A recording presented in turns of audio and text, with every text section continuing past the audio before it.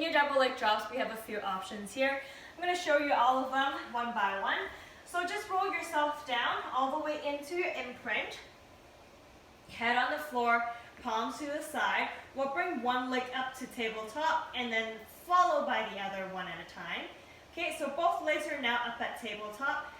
Hands supported on the mat. Keep pushing your lower spine down, and then we're going to extend both legs up. Zip them legs together. Keep squeezing, wrapping your thighs really nice and tight. Exhale to control, lower down without peeling off your lower spine. And then inhale, lift it back up. Point your toes towards the ceiling. Okay, reduce the range of motion if it doesn't allow you. Never compromise through your lower spine. No arching. Okay, so I'm just going to peel my arms over the head. This is arching through my lower spine. So if your range is not that much, make sure that you're controlling your legs as you lower down.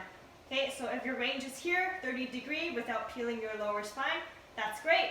45° without peeling off your lower spine, that's great, okay? So be caution, do not peel off your lower spine. Okay, make sure that it's pushed down the whole time. All right, so that's your double leg drop. Another option here is to keep your chest lifted. So back to your tabletop. Inhale to prepare. Exhale, push down your lower spine. Lift off the chest. Keep pushing your shoulders down away from the ear. Lower spine touches the mat. Okay, both legs extended. I'm just lifting my palms up so you can see through my lower spine. And then control both legs down.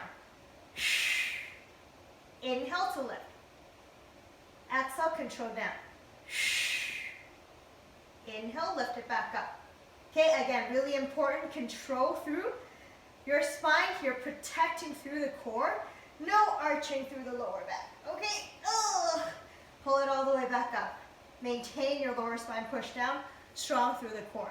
Okay, number 3, another option here, have your lower spine supported by placing your hands right underneath your tailbone.